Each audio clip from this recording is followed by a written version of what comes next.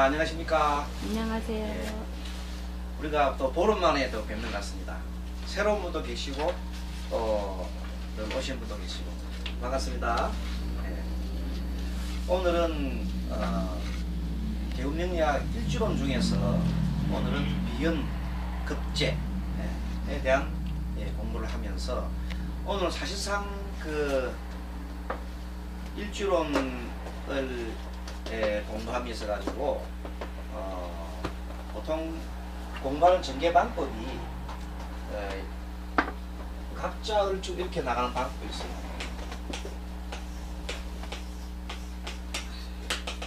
이렇게 전개를 하면서 갑자을축은 해종금이요 이렇게 하면서 나부모행으로 나가면서 쭉 공부를 하면서 그 물상이나 성정이나 모든 것을 전개하는 법이 있고 그 전통적인 방법이에요. 그게. 그리고 최근세에는 즉 이 청강 위주로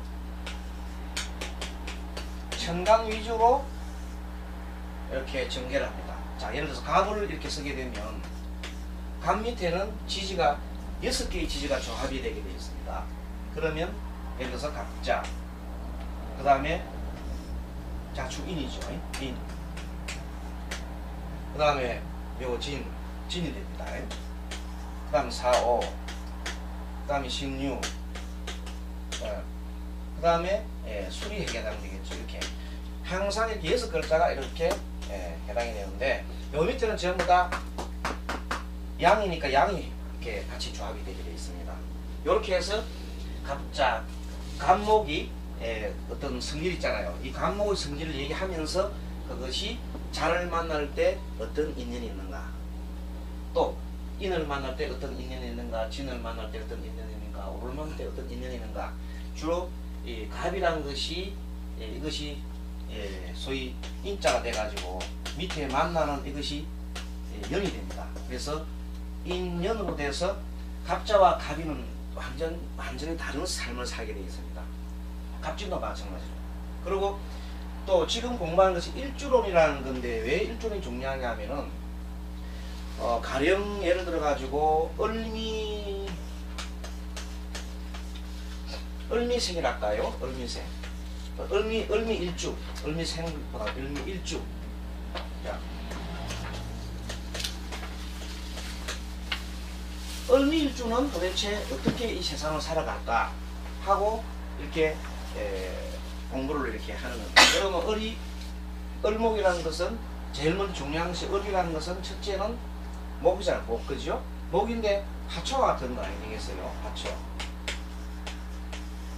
그러면 화초가 이 세상을 살아가려면은 화초는 꽃을 피워야 될 의무를 지니고 있어요.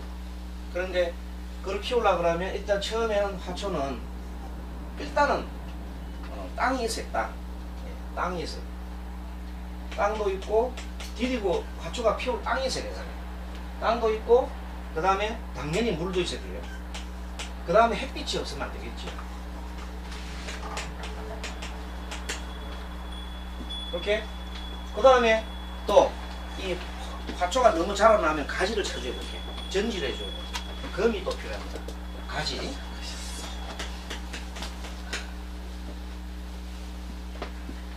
그러니까 이렇게 골고루 다 들어 있어야 되는데 이 중에 하나가 없다 그러면 물이 없다 그러면 상당히 힘들겠죠.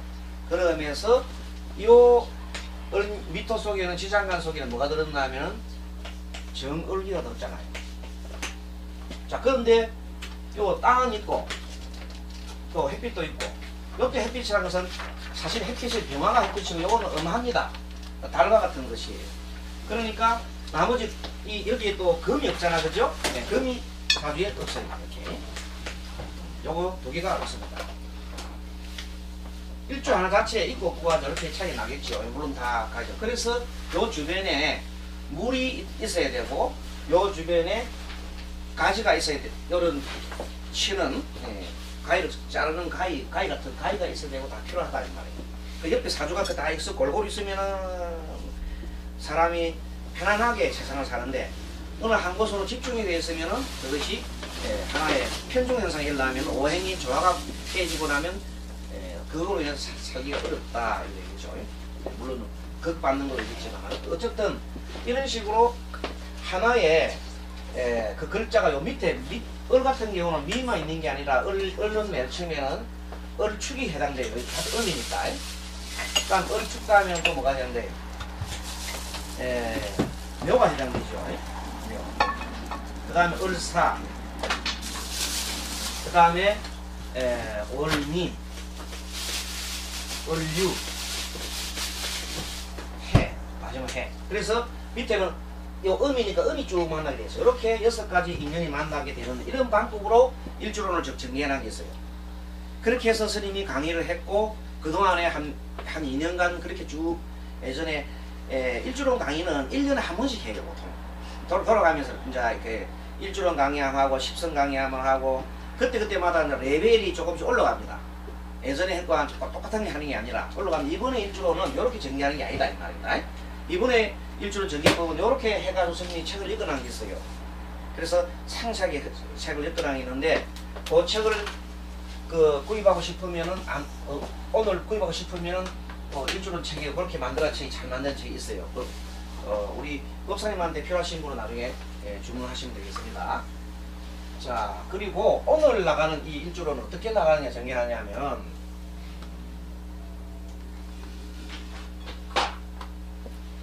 여러분들 교재 제일 처음에 페이지 3페이지를 펴보세요. 자, 3페이지를 보면은 십성별 일주론이라고 이렇게 되어 있습니다. 자, 요게 새로운 우리나라에는 십성별 일주론으로 접근하는 그 책이 없습니다. 아직까지. 그래서 스님 처음 시도를 해봤습니다. 그래서 일주론을 십성별로 한번 쭉 분류해봤어요. 그랬더니 자, 식신은 8개, 상간은 4개, 그렇게 해서 우리 시간을 식신 12개를 가지고 특강을 했습니다. 다음 재성은 편제 8개, 정제 4개 또 해가지고 또 공부했고요. 이제 관성 이렇게 해서 인성해가지고 오늘은 마지막 하나, 둘, 셋, 넷, 다섯 특강 5번째입니다. 5번째 자 비급 12개, 비견 8개, 급제 4개를 가지고 이렇게 공부를 하는 겁니다. 그래서 오늘은 가변, 을묘, 무진, 무술, 기축, 기미, 경신, 신유, 병호, 정사, 임자, 개해 요 12개 그래서 5분이 60갑자에 5분이 해당하는 것을 오늘 강의를 하는데 조금 여러분들이 따라오기가 좀 부담스러울 수도 있어요. 그러나 좀 부지런히 오늘 강의를 해보겠습니다.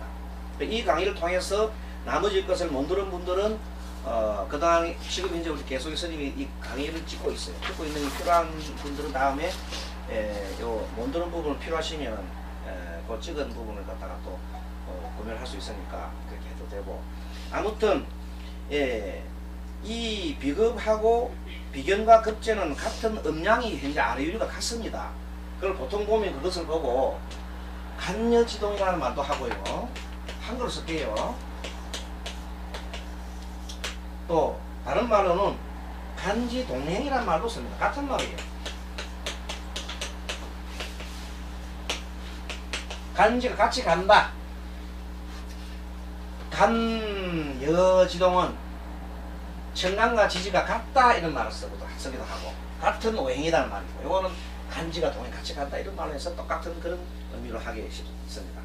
그러고 보면은 여기다가 뭘 첫째 물성을 대입한다면 12운성을 갖다가 이렇게 대입했어요. 자, 12운성. 12운성은 위에 있는 청간을 기준으로 해서 청간을 기준으로 해서 밑에 있는 12운성 12개의 지지의 그 변화를 담은 것을 우리가 12운성이라 하는데 오늘 강의에서 그까지 다 할 수는 없어요. 그러나 오늘은 일단은 12운성 중에 오늘이 해당되는 것은 여기가 비견에 해당하는 거 있잖아요. 비견에 해당하는 것은 녹이다, 근록이라 요거 한번 알고 계세요. 근록이고 12운성의 근록이고 급제는 왕에 해당하는 겁니다. 왕. 처음 여러분들이 이 12운성에 대해서 뭐 잘 아시겠지만은 한번 새로 리마인드하는 의미에서 한번 잠깐 한 말씀 드려볼게요. 자, 12운성에 맨 먼저 12운성을 보통 보면 포태양생이라고도 보통 많이 합니다. 포태양생 이렇게 포태양생.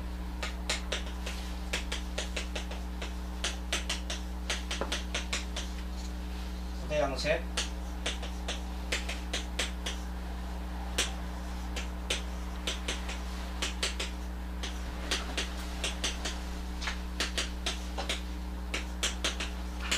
사묘.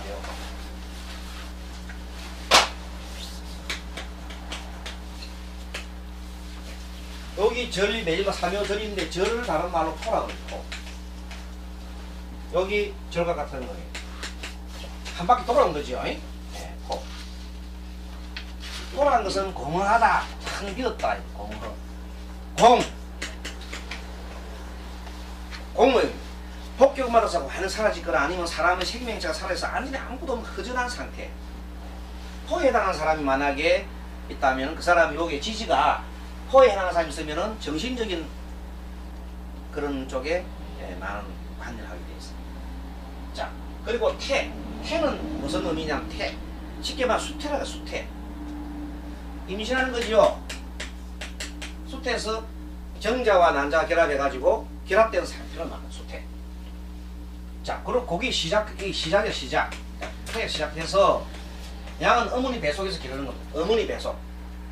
여기는 모태 안에서 기른다는 것이 있어요. 생은 출생이죠, 출생. 요건 이제 목욕을, 몸을 식히는 거예요, 목욕. 대는 좀 커가지고 이제 자기 나름대로 이제 좀 뭔가 첫 직장을 가지고 있는 대를 옛날 보면 사목 안 대 쓰고 대 두르고 장난 간다. 호패법이 옛날에 있었는데 호패 찬다는 거 같아.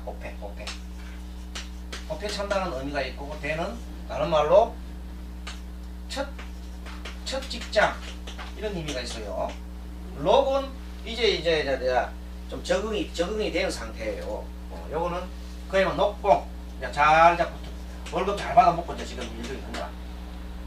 요거는 최고 정점은 말이에요. 자, 제 꼭대기 올랐어. 정점.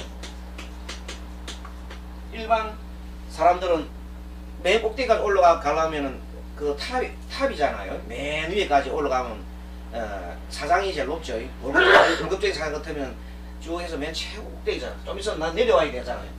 최고 꼭대기 올라가면 내려와야 돼요. 쇠. 그리고 요거는 다시 반환이라는 뜻이 반환. 내려온다. 요거는 이제 물러남을 합니다. 이 병원들 여러분 보면 이제 그래서 병이 들잖아요. 이 죽음. 이건 묘는 땅에 파묻히잖아, 그죠? 땅 속에 이제 파묻 매장. 그래서 절되고 나면 텅 비었으니까 이제 다시 한 바퀴 돈다 이렇게 보는 겁니다. 자, 요거 내용을 한번 정리를 해보시고. 그런데 오늘 12운성에서 비견이 맞이하는 것은 요게 녹과 왕에 해당되는 말이에요. 오늘의 비견 8글자 한번 볼까요? 갑인, 을묘, 무진, 무술, 기축, 기미, 경신, 신유. 이 4개는 이 녹에 해당된다. 이거 녹왕인데 녹만 적어있는데 녹왕까지 적어놔. 녹이 왕인데. 그 다음 왕에 해당하는 것은 병호, 정사, 임자, 계해. 요거 4개예요. 그러면 같은 갑인하고 같은 비견인데도 일주가 위에가 천간을 일간을 봤을 때 밑에 지지가 같은 갑인인데 갑인과 을묘는 다른 삶을 산다.